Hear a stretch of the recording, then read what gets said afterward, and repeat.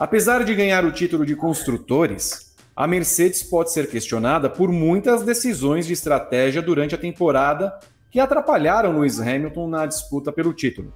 Já a Red Bull, apesar do vice, termina o ano com o campeão Max Verstappen e com a última imagem de ter sido melhor na tática da corrida final.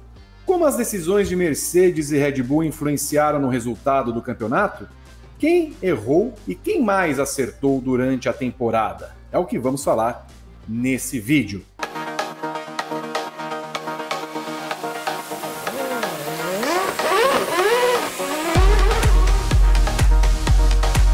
Muito bem, estou com Ana Paula Cerveira e Renato Ribeiro, que tratam sobre o que a prancheta, a cabeça dos chefes de equipe e estrategistas trouxe para 2021 e como isso influenciou no campeonato. Max Verstappen teve mais suporte de Christian Horner, a Red Bull fez muito mais que Lewis Hamilton. Ana, a Mercedes tem o seu papel na derrota de Hamilton ao longo da temporada e, sobretudo, em Abu Dhabi? Olha, Bia, eu acho que a temporada da Mercedes, ela teve que se reinventar, né? Foi uma temporada muito desafiadora para a Mercedes, porque a Red Bull ela não chegou só preparada com o Max Verstappen com o carro, mas também acertando mais vezes, acertando o carro nas pistas em que ela passou, tendo uma facilidade maior do que a Mercedes. E a Mercedes, eu acho que até por essa temporada ser de muita pressão, digamos assim, ser muito desafiadora mesmo para ela, eu acho que ela teve uns erros que poderiam ter sido evitados e poderiam ter até feito o Hamilton chegar mais perto ou mesmo chegar com uma folga em Abu Dhabi, né? Eu acho que exemplos são o GP da Hungria, por exemplo, em que o Hamilton larga sozinho. Tem o GP de Mônaco também, se eu não me engano, ele volta atrás do Gasly e acaba não conseguindo chegar ao pódio. Teve o GP da Turquia, em que o Hamilton, né, foi uma decisão do Hamilton querer continuar na pista. A Mercedes estava até pronta ali para fazer o pit stop e acabou não acontecendo. Então são alguns erros que culminam também para a temporada da Red Bull. Eu acho que, a meu ver, ser mais positiva e ser mais acertada. E teve, claro, o GP de Abu Dhabi, em que depois daquela confusão do safety car, a Red Bull acabou parando, trocando os pneus e a Mercedes ficou em pista. Então eu acho que sim, tem uma influência, tirando os jogos mentais dos dois chefes de equipe, que também foram muito presentes nessa temporada.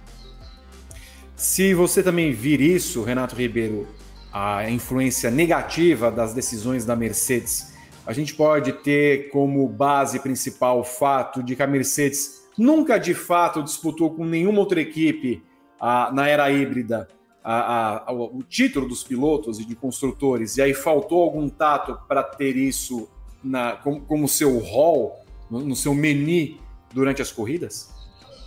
Em algum momento da temporada a gente chegou a falar isso, que a Mercedes estava desacostumada a disputar, né? O que é muito engraçado em determinado momento, porque o trabalho da Mercedes na garagem, para mim, ele é melhor que o da Red Bull. A Mercedes começa a temporada com um carro pior e ela vai acertando o carro e vai achando velocidade, e vai achando asa, e vai achando itens aerodinâmicos que vão melhorando o carro ao final da temporada, até que em um determinado momento o carro da Mercedes era melhor, era efetivamente melhor nas últimas corridas da temporada. Mas a Mercedes erra muito. O Hamilton largando em pista, o Hamilton largando na Hungria sozinho, é uma das cenas, é um dos pastelões do ano, é uma das coisas mais bizarras do ano.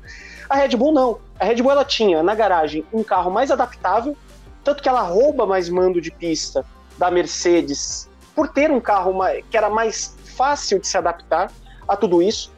Ela não erra em estratégia, você não vê nenhuma grande bobagem com o Verstappen, todas as bobagens que a Red Bull faz, ela faz com o Pérez. E ela chega em Abu Dhabi, Interlagos, Jeddah, ela dá uma aula de como administrar o Michael Masi. Ela entende a fraqueza do Michael Masi e ela começa a pressionar o Michael Masi a ponto dela ser, se não beneficiada nas decisões, mas ela ter uma vantagem clara nas decisões tomadas. Então, assim, em determinado momento, realmente o Hamilton brigou, inclusive, contra a Mercedes, contra as estratégias, contra o carro, contra o desenvolvimento do carro. Então, eu divido meio que a temporada em duas partes. A garagem da Mercedes foi muito boa, o desenvolvimento do carro é muito bom. Quando a Mercedes levava para a pista, ela tomou um baile da Red Bull esse ano, e essa parte da pista pode ser justamente por não ter disputado mais títulos nessa era híbrida. Eu acho que você perde o punch, você perde a pegada da disputa, sabe? Você acha que vai acontecer tudo normal e que vai rolar tudo normal, e não é. Tem uma outra equipe ali olhando tudo que você faz e jogando, inclusive, em todas as suas falhas. Ana, 3 dias depois do campeonato ter se encerrado, a FIA lançou uma série de comunicados dizendo que vai analisar minuciosamente o que aconteceu lá na volta 53 até o fim da corrida do GP de Abu Dhabi, meio que confessando a culpa que teve lá a sua influência no resultado final.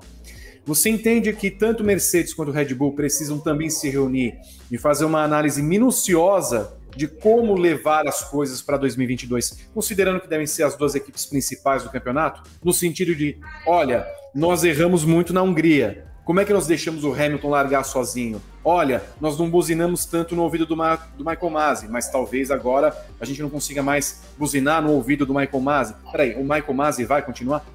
Vai ter aquela reunião de uns 2 dias para analisar prova a prova e entender como eles vão lidar com estratégias e também com a FIA?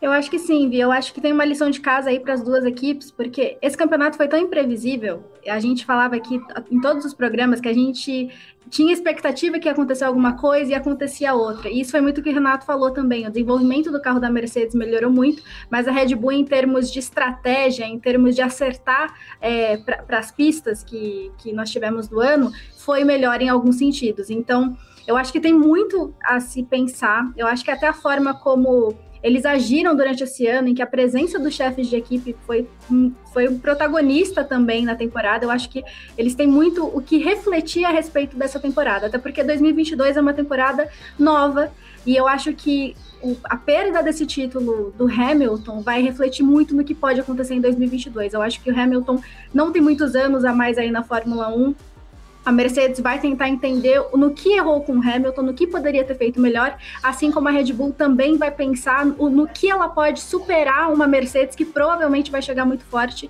em 2022, pensando logicamente que as duas equipes vão ser os destaques do ano que vem também. Renato, numa comparação entre os dois cabeça a cabeça, quem é melhor, Toto Wolff ou Christian Horner, no cômputo geral? Acho que o Toto é melhor, mas o Horner esteve melhor esse ano. O Horner entendeu a regra do jogo muito rápido, de como o Michael Masi funcionava, de como a FIA estava funcionando e de como ele poderia aproveitar isso para ganhar o campeonato. E a gente não está falando nada de nenhuma ilegalidade, de fazer nenhuma ilegalidade, mas assim, tem árbitro que quando você joga a bola você pode bater um pouquinho mais que ele libera, e o Horner entendeu isso, que ele podia bater um pouquinho mais que ele liberava.